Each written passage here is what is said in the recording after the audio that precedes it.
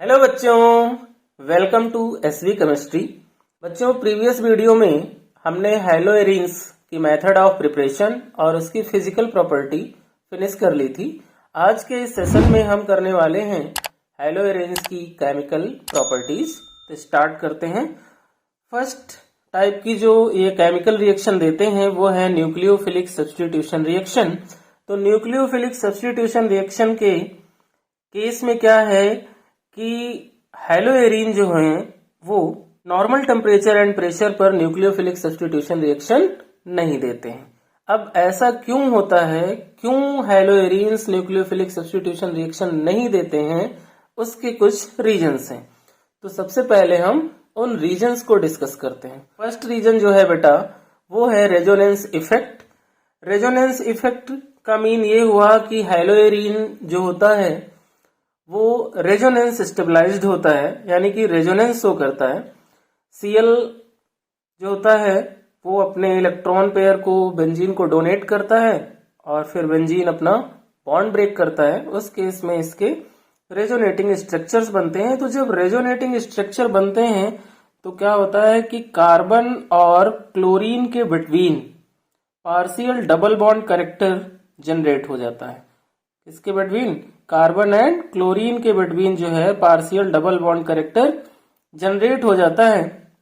और उस केस में क्या होता है कि इस पार्शियल डबल बॉन्ड कैरेक्टर होने की वजह से जो CCl बॉन्ड है वो इजिली ब्रेक नहीं होता है। इसलिए ये न्यूक्लियोफिलिक सब्स्टिट्यूशन रिएक्शन को नॉर्मल टेम्परेचर एंड प्रेशर पर नहीं देते हैं। सेकंड रीजन जो है वो है बेटा instability of phenyl cation. Phenyl cation की इनस्टेबिलिटी का मतलब ये हुआ कि सेल्फ आयनाइजेशन जो है वो हैलोएरिन्स का पॉसिबल नहीं होता है, क्योंकि यह रेजोनेंस शो करता है। इसलिए जो SN1 रिएक्शन की मैकेनिज्म है वो रूल आउट हो जाती है।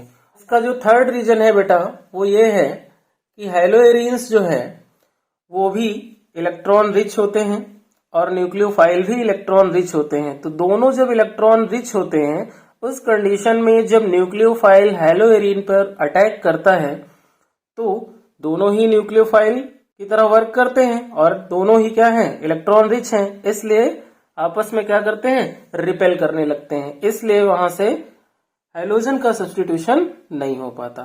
फोर्थ रीजन जो है इसका बेटा वो है हाइब्रिडाइजेशन डिफरेंस।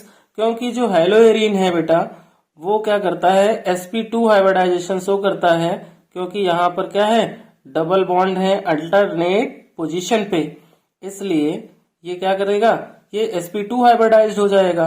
और सेम कंडीशन में अगर हम देखें तो एल्काइल हैलाइड जो होता है वो हमारा कैसा होता है, sp3 हाइब्रिडाइज्ड होता है। एल्काइल हैलाइड sp3 हाइब्रिडाइज्ड होता है। तो S कैरेक्टर जो हैलोएरिन में होते हैं वो होते हैं 33.33% और S कैरेक्टर जो हैलोएल्केन में होते हैं वो कितने होते हैं, 25%। तो बेटा S कैरेक्टर जो है वो डायरेक्टली प्रोपोर्शनल होता है इलेक्ट्रोनिगेटिविटी के। दैट मीन्स कि जब S कैरेक्टर ज्यादा होगा तो इलेक्ट्रोनिगेटिविटी भी ज्यादा होगी और उस कंडीशन में इलेक्ट्रॉन को दूर नहीं जाने देगा, होल्ड करके रखेगा और बॉन्ड ब्रेक नहीं हो पाएगा। इस तरह से ये 4 रीजन बनते हैं जिसकी वजह से हैलोएरिन न्यूक्लियोफिलिक सब्स्टिट्यूशन रिएक्शन नहीं देते हैं। यहाँ पर बोर्ड एग्जाम में कई बार ये क्वेश्चन भी आया है कि हैलोएरिन्स न्यूक्लियोफिलिक सब्स्टिट्यूशन रिएक्शन नहीं देते हैं नॉर्मल टेम्परेचर एंड प्रेशर पे, उसके कोई 2 रीजन आप बताएं। ठीक है, तो ये आपको 4 रीजन मैंने बताए जो कि आपको अच्छे से क्लियर हो गए होंगे। बट हैलोएरिन्स न्यूक्लियोफिलिक सब्स्टिट्यूशन रिएक्शन देते भी हैं, लेकिन कंडीशन क्या है, अंडर डैस्ट्रिक कंडीशन पर ये न्यूक्लियोफिलिक सब्स्टिट्यूशन रिएक्शन देंगे। तो बट अंडर डैस्ट्रिक कंडीशन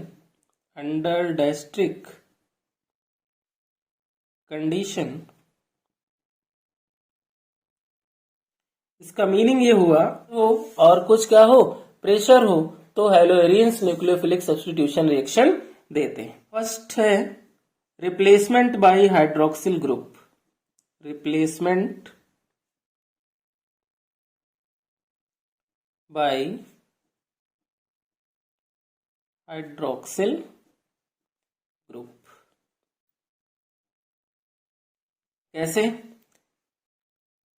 यहां पर हमने क्या लिया बेटा? क्लोरोबेंजीन ले ली। यहां पे हमने क्लोरोबेंजीन ली और इस क्लोरोबेंजीन को हम रिएक्ट करेंगे किसके साथ?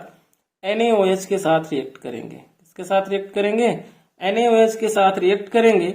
बट यहां पर क्या होगा बेटा कि कुछ टेम्परेचर और कुछ प्रेशर होगा।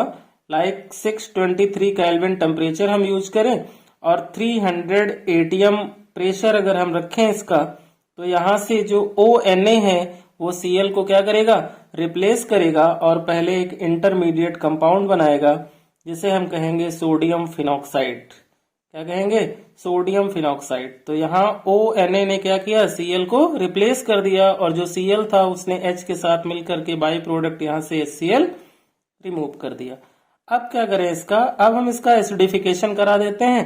तो एसिडिफिकेशन के लिए हम डाइल्यूट HCl यूज करें और डाइल्यूट HCl के साथ इसकी रिएक्शन कराएं। तो यहां से Na और यहां से Cl by product NaCl remove हो जाएगा और इस कंडीशन में यहाँ पे क्या होगा? फिनॉल बन जाएगा। क्या बनेगा? फिनॉल बन जाएगा। तो ये हमारी क्या हुई? अंडर डायस्ट्रिक कंडीशन पे न्यूक्लियोफिलिक सब्स्टिट्यूशन रिएक्शन हो गई किसकी? हैलोएरिन की। ठीक है, इस मेथड को हम डाउ प्रोसेस भी कहते हैं। क्या कहते हैं? डाउ प्रोसेस। ये बहुत ही ज्यादा इंपॉर्टेंट है और एग्जाम में कई बार ये क्वेश्चन आ चुकी है। इन केस बेटा हमारे पास हैलोएरिन हो, क्या हो? हैलोएरिन हो और उस हैलोएरिन पर कोई इलेक्ट्रॉन विड्रॉइंग ग्रुप लगा हुआ हो, कोई इलेक्ट्रॉन विड्रॉइंग ग्रुप लगा हुआ हो, तो क्या कंडीशन होगी? सेम इक्वेशन होगी। पहले तो NaOH के साथ रिएक्शन होगी और दूसरी कंडीशन में क्या होगा? डाइल्यूट HCl के साथ रिएक्शन होगी, उसका हम HN यूज कर ले रहे हैं। तो यहां पर जो टेम्परेचर होगा बेटा वो 443 केल्विन हो जाएगा। कितना हो जाएगा? 443 केल्विन। और इस 443 केल्विन पर ये क्या बना लेगा? पैरानाइट्रोफिनॉल बना लेगा, यानी कि Cl जो होगा वो रिप्लेस हो जाएगा। तो यहां पर पैरानाइट्रोफिनॉल बन जाएगा।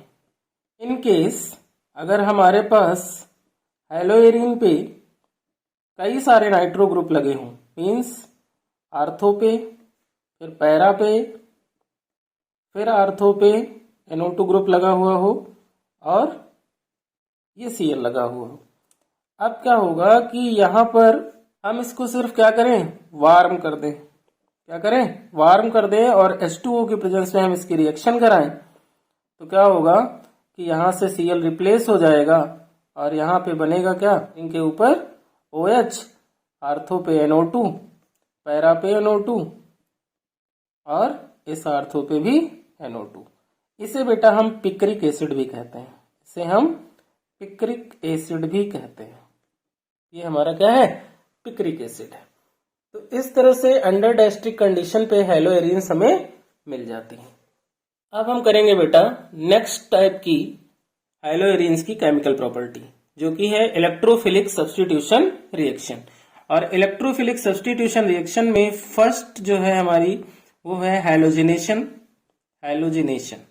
हैलोजिनेशन में क्या होगा बेटा कि हैलोएरिन जो है हैलोजन के साथ रिएक्ट करेगा और प्रोडक्ट देगा। कैसे होगी इक्वेशन? यहां पर हमने क्या लिया? हैलोएरिन ले लिया। इस हैलोएरिन को हम रिएक्ट कराएं किसके साथ? चाहे हम Cl2 के साथ रिएक्ट कराएं या हम Br2 के साथ रिएक्ट कराएं और NHAlCl3 की प्रेजेंस में हम इसको रिएक्ट कराएं। यहां से क्या है कि हमें मिलेगा इलेक्ट्रोफाइल। अब Cl2 जो है वो हमें इलेक्ट्रोफाइल जो देगा बेटा वो हमारा क्या होगा? Cl+ होगा। और ये Cl+ आर्थो पोजीशन से H को रिमूव कर सकता है और पैरा पोजीशन से भी H को रिमूव कर सकता है। तो जब ये Cl आर्थो या पैरा पोजीशन से H को रिमूव करेगा तो यहाँ हमें 2 टाइप के कंपाउंड्स मिलेंगे। एक आर्थो डायरेक्टिव कंपाउंड का और एक पैरा डायरेक्टिव कंपाउंड बनेगा, जिसमें आर्थो डायरेक्टिव कंपाउंड जो होगा वो हमारा माइनर होगा और पैरा डायरेक्टिव कंपाउंड जो होगा वो हमारा मेजर प्रोडक्ट होगा। इस तरह से यहाँ पर इलेक्ट्रोफिलिक सब्स्टिट्यूशन में Cl जो है इलेक्ट्रोफाइल का वर्क करता है और प्रोडक्ट बनाता है और HCl यहाँ से बाई प्रोडक्ट रिमूव हो जाएगा। सेकंड है नाइट्रेशन। नाइट्रेशन में क्या होता है बेटा, नाइट्रेशन में हैलोएरीन हम लें और उस हैलोएरीन को हम रिएक्ट कराएं किसके साथ, कंसंट्रेटेड HNO3 के साथ। किसके साथ रिएक्ट कराना है, कंसंट्रेटेड HNO3 के साथ इसे रिएक्ट कराएंगे in presence of concentrated H2SO4। Concentrated H2SO4 की प्रेजेंस में जब हम रिएक्ट करते हैं इसको, तो HNO3 जो हमें इलेक्ट्रोफाइल देता है बेटा वो होता है हमारा NO2+। ये NO2+ इलेक्ट्रोफाइल जो होगा वो हमारा रिंग के आर्थो पैरा पोजीशन पे क्या करेगा, अटैक करेगा और अटैक करके हमें आर्थो कंपाउंड और पैरा कंपाउंड देगा। इस तरह से नाइट्रेशन में भी हमें प्रोडक्ट मिल जाते हैं। ये नाइट्रेशन इक्वेशन आपको क्लियर हो गई बेटा। नेक्स्ट जो इलेक्ट्रोफिलिक सब्स्टिट्यूशन रिएक्शन है बेटा वो है सल्फोनेशन। क्या है, सल्फोनेशन। सल्फोनेशन, सल्फोनेशन रिएक्शन में हैलोएरीन रिएक्ट करता है कंसंट्रेटेड H2SO4 से। किसके साथ, कंसंट्रेटेड H2SO4 के साथ। आप लोग भी अपनी नोटबुक ले लो और मेरे साथ इक्वेशंस को करते हुए चलो। सभी क्वेश्चंस बहुत अच्छे से समझ में आएंगी और आपको क्लियर हो जाएंगी। यहाँ पर जो बेटा इलेक्ट्रोफाइल मिलेगा वो होगा हमारा SO3H। क्या होगा, SO3H। और ये SO3H हैलोएरीन के आर्थो पैरा पोजीशन पर अटैक करेगा और ortho directive and para directive compound हमें देगा। ये पैरा डायरेक्टिव कंपाउंड, यहाँ पैरा पोजीशन पे SO3H लग जाएगा और बाई प्रोडक्ट यहाँ से क्या रिमूव हो जाएगा, H2O रिमूव हो जाएगा और नाइट्रेशन में भी H2O रिमूव हो जाता था। ओके बेटा। नेक्स्ट टाइप की जो इलेक्ट्रोफिलिक सब्स्टिट्यूशन रिएक्शन है वो है फ्रीडल क्राफ्ट रिएक्शन। क्या है, Friedel craft reaction. Friedel craft reaction बेटा टू टाइप की होती हैं। एक तो होता है फ्रीडल क्राफ्ट एल्काइलेशन और दूसरा होता है फ्रीडल क्राफ्ट एसाइलेशन। तो सबसे पहले हम करते हैं फ्रीडल क्राफ्ट एल्काइलेशन रिएक्शन, उसके बाद हम करेंगे फ्रीडल क्राफ्ट एसाइलेशन। तो एल्काइलेशन रिएक्शन का मीनिंग ये हुआ कि हैलोएरीन जो है वो एल्काइल हैलाइड से रिएक्ट करेगा। यहाँ पे हमने हैलोएरीन लिया और हैलोएरीन को हमने रिएक्ट कराया किसके साथ, एल्काइल हैलाइड यानी कि मिथाइल क्लोराइड के साथ एनहाइड्रस AlCl3 की प्रेजेंस में। एनहाइड्रस AlCl3 की, तो यहां से जो इलेक्ट्रोफाइल मिलेगा वो होगा बेटा हमारा CH3+ और ये पैरा पोजीशन से क्या करेगा, H को रिमूव करेगा और वहां जाके अटैच्ड हो जाएगा। तो हमें ortho and para directive compound मिल जाएंगे। ये हमारा आर्थो डायरेक्टिव कंपाउंड एक मिल गया और ये हमारा पैरा डायरेक्टिव कंपाउंड मिल गया, जिसमें आर्थो जो है हमारा वो क्या है, माइनर प्रोडक्ट है और पैरा जो है वो हमारा मेजर प्रोडक्ट है और यहाँ से बाई प्रोडक्ट जो है वो HCl रिमूव हो गया। अब acylation reaction. Acylation reaction, acylation reaction में क्या होगा बेटा कि एसाइल क्लोराइड से हम इसकी रिएक्शन कराएंगे, किसकी, हैलोएरीन की। तो ये हैलोएरीन हमने ले लिया। बहुत ही इजी रिएक्शन है ये और बहुत ही ज्यादा इंपॉर्टेंट है, इसलिए बहुत ही ध्यान से इन रिएक्शन को समझो बेटा। यहाँ हमने क्या लिया, एसिड क्लोराइड ले लिया और एसिड क्लोराइड को हमने एनहाइड्रस AlCl3 की प्रेजेंस में रिएक्ट किया। तो यहां से जो हमें इलेक्ट्रोफाइल मिलता है वो होता है बेटा COCH3, जो कि हैलोएरीन में आर्थो पोजीशन से और पैरा पोजीशन से, आर्थो पोजीशन से और पैरा पोजीशन से क्या करता है, H को रिमूव करता है और वहां पे जाकर अटैच्ड हो जाता है, जिससे हमें एक मेजर और एक माइनर प्रोडक्ट मिल जाता है। ये हमारा मेजर प्रोडक्ट हो गया। तो ये थी फ्रीडल क्राफ्ट एल्काइलेशन और एसाइलेशन रिएक्शन। अब हम नेक्स्ट केमिकल प्रॉपर्टी करते हैं reaction with metal, reaction with metals.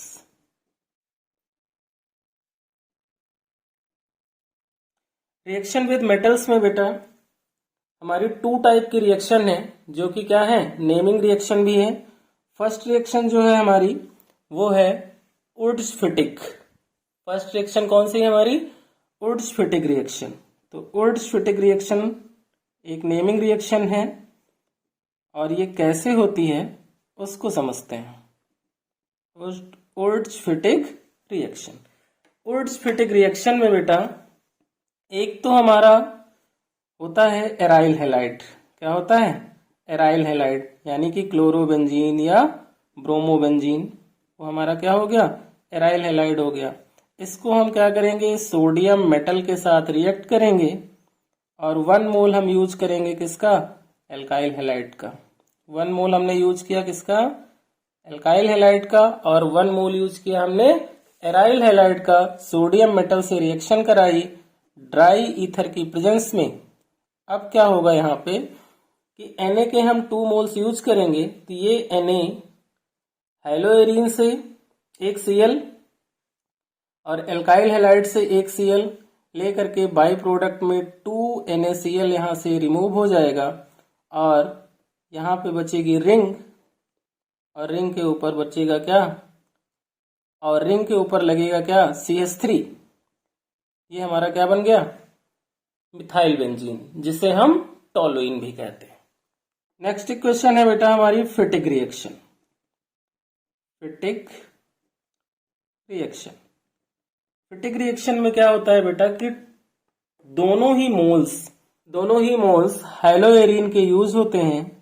तो हैलोएरिन्स के यहाँ पे हम क्या करेंगे, 2 मोल्स लेंगे, इसको भी हम सोडियम मेटल के साथ रिएक्ट करेंगे। तो सोडियम मेटल क्या करेगा, हैलोएरिन से दोनों Cl को रिमूव करेगा in presence of dry ether, ये भी रिएक्शन होगी। सोडियम ने क्या किया, हैलोएरिन से दोनों Cl को रिमूव किया और उस कंडीशन में यहाँ पे बनेगा डाइफिनाइल या बाइफिनाइल, क्योंकि दोनों ही रिंग क्या होंगे, आपस में अटैच्ड हो जाएंगे। ये क्या होंगे, आपस में अटैच्ड हो जाएंगे और यहाँ बाई प्रोडक्ट NaCl मिल जाएगा। ये थी बेटा हैलोएरिन्स की केमिकल प्रॉपर्टीज। आई होप आप लोग को बहुत अच्छे से सभी क्वेश्चंस क्लियर हो गई होंगी। आप इनकी प्रैक्टिस कीजिए और अच्छे से प्रिपेयर कीजिए।